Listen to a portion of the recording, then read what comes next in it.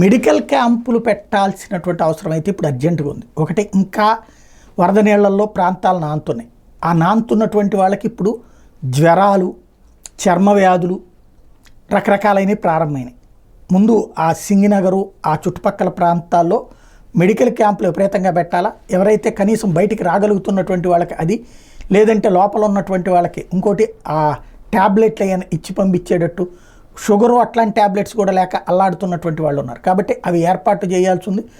అదే సందర్భంలో లోపల ఎక్కడికైతే అస్సలు అందనటువంటి ప్రాంతాల్లోనే అక్కడికి కావాల్సినటువంటి మందుల్ని ఏదైనా మొబైల్ డాక్టర్ని ఎవరినైనా అటుకు మూవ్ చేస్తే వాళ్ళు ఇచ్చేటటువంటి కోణంలో ఉంటే బెటర్. ఎందుకంటే చిన్నపిల్లలు కూడా మంచినీళ్ళు లేక దాదాపుగా చాలా ఇబ్బంది పడ్డారు. పాలు, మంచినీళ్ళు లేక, ఆహారం అందుబాటులో లేక చాలా తీవ్రమైనటువంటి తిప్పలు పడ్డారు. కాబట్టి వాళ్ళందరికీ ఇప్పుడు ఏదన్నా తగిన ఏర్పాట్లు చేయాల్సిన అవసరం ఉంది. అర్జెంటుగా బోట్లలో అటు పక్కకు పంపించడం, అట్లాగే బయట ఈ శిబిరాలు ఏర్పాటు చేయాల్సిన అవసరం అయితే ఉంది.